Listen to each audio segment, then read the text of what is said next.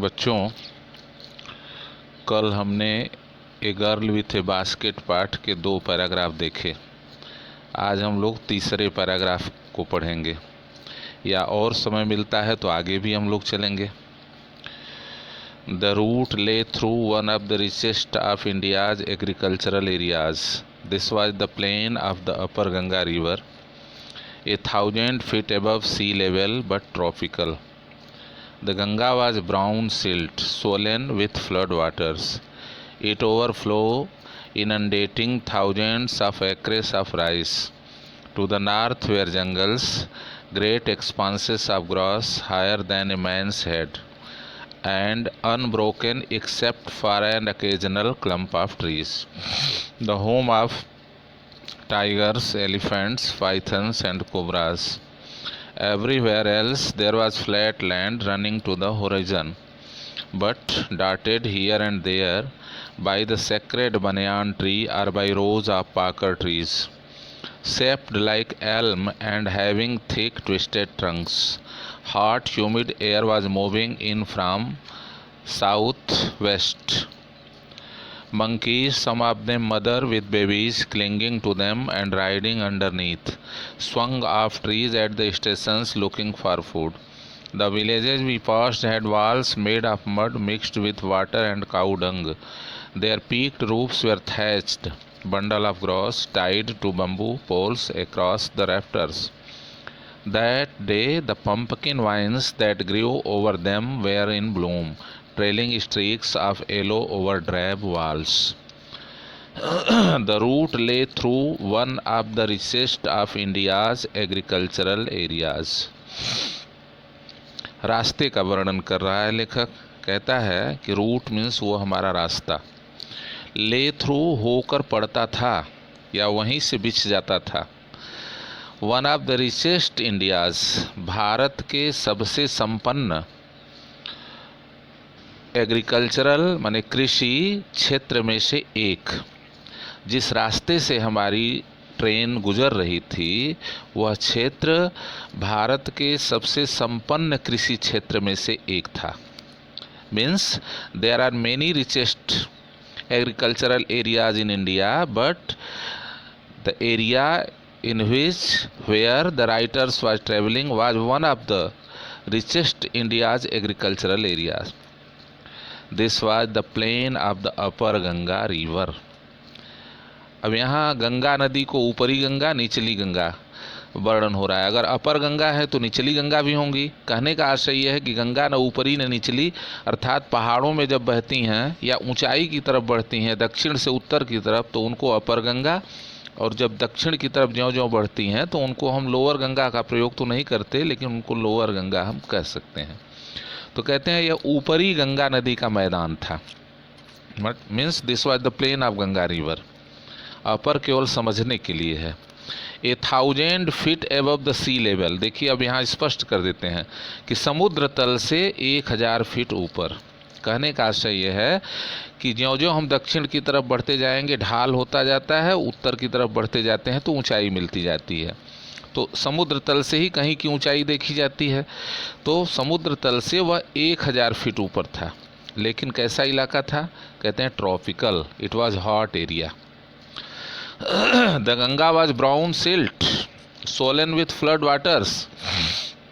लगता है कि यह अक्टूबर या सितंबर का महीना था क्योंकि गंगा में बाढ़ थी। Ganga was brown silt means Ganga का जो सिल्ट था, बालू था, वो भूरा था, मटमैला था। ब्राउन का अर्थ यहाँ मटमैला भी कर सकते हैं। Swollen with flood water, swell माने सूजना। अब यहाँ सूजने का अर्थ क्या है? बढ़ने से है। पानी बढ़ा हुआ था। कैसे? बाढ़ के पानी से, फ्लड वाटर से। It means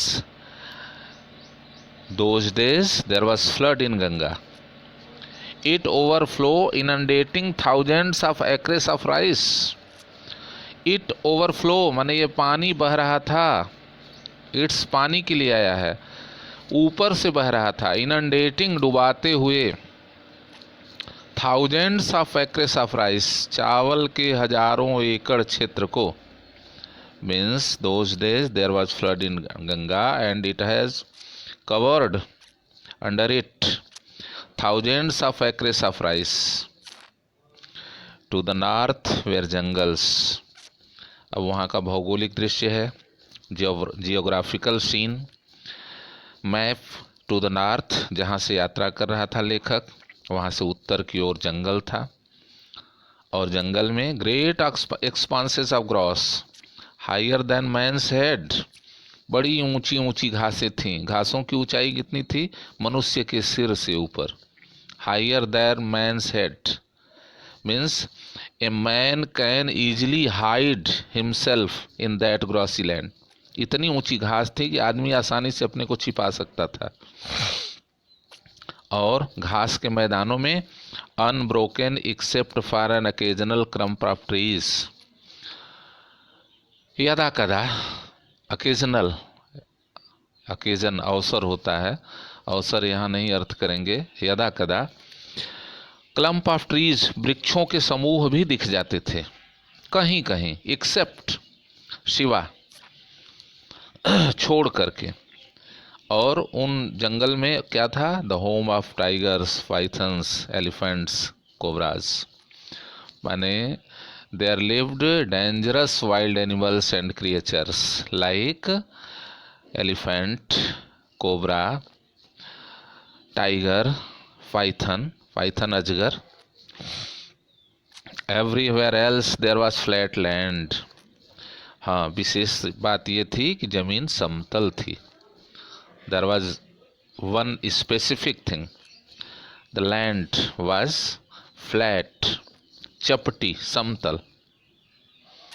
running to the horizon, लगता था, it seemed that earth is touching to horizon. Horizon means क्षितिज।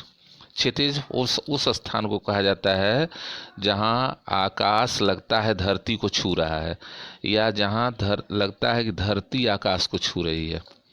तो क्षितिज, हम कहीं मैदान में खड़ा होकर चारों ओर देखेंगे, खुला मैदान होगा तो हमें दूर चारों तरफ ये दिखता है कि धरती आकाश को छू रही है या आकाश धरती को छू रहा है। उसी स्थान विशेष को हम हॉरिजन शब्द प्रयोग करेंगे। but dotted here and there by sacred banyan tree or by rows of pakar tree। लेकिन dotted, लेकिन डॉटेड जैसे खाली जगह हो और बीच में आदमी बिंदी लगा देता है तो उसको हम डॉट बोलते हैं, या खाली जगहों को इधर उधर से भर देता है। इस तरह से उन घास के मैदानों में कहीं कहीं पवित्र बरगद और पाकर के पेड़ों की कतार दिख जाती थी। देखिए, यह भारतीयता का प्रभाव है लेखक के ऊपर। हमारे यहाँ बरगद और पाकर के पेड़ को पवित्र माना जाता है, इसलिए उसने हमारी संस्कृति को स्वीकार करते हुए उन वृक्षों को पवित्र वृक्ष वर्णन किया है। सेक्रेड बनियान ट्रीज, शेप्ड लाइक एल्म, वो वृक्ष लगता था जैसे देवदार के वृक्ष हैं। Those trees looked like elm trees, and writer called the banyan and pakar trees sacred trees, and those trees have thick and twisted trunks। उनके तने बड़े मोटे थे और ऐंठे होते थे। हमने देखा भी होगा कि बरगद और पकरी के पेड़ के तने ऐंठे होते हैं, उसी का वर्णन है। Hot humid air was moving in the from the south west. Hot और ह्यूमिड, गर्म और नम हवा। बरसात के दिनों में ये हमारा सबका अनुभव है कि नमी लिए हवा बहती है, हवा उमस भरी होती है, उसी का वर्णन है। साउथ वेस्ट, दक्षिण पश्चिम से। Hot humid airs was blowing. Monkeys, some of them mother, with babies clinging to them and riding underneath swung of trees at the stations looking for food। Stations पर आदमी ही नहीं थे बल्कि बंदर भी थे, और उसमें बंदरियां थीं, mother monkeys. Clinging to them, अपने बच्चों को अपने साथ चिपकाए हुए थीं। ये तो हमारा अनुभव है, आप सबने देखा होगा कि बंदर अपने बच्चों को चिपका के अपने पेट में घूमते हैं, वही वर्णन है। क्लिंगिंग, चिपकाए हुए अपने बच्चों को। राइडिंग अंडरनीथ, नीचे की ओर उतर रही थी। स्वंग ऑफ ट्रीज, वृक्षों पे झूल रही थी। मीन्स ये स्वभाव है बंदरों का, उनके स्वभाव का वर्णन कर रहे हैं कि mother monkeys clinging to their babies, swinging to the trees at the stations, and they were looking towards the people for food. The villages we passed had walls made of mud mixed with water and cow dung. ये भारतीय भवनों का सुंदर चित्रण किया है लेखक ने यहाँ। पहले, आज तो नहीं, आज भी कहीं कहीं दिख जाते हैं, गाँव में घरों की दीवारें कच्ची घर होती थी, मिट्टी की बनी होती थी, और उस पर गोबर से और पानी से बढ़िया लिपाई पुताई होती थी।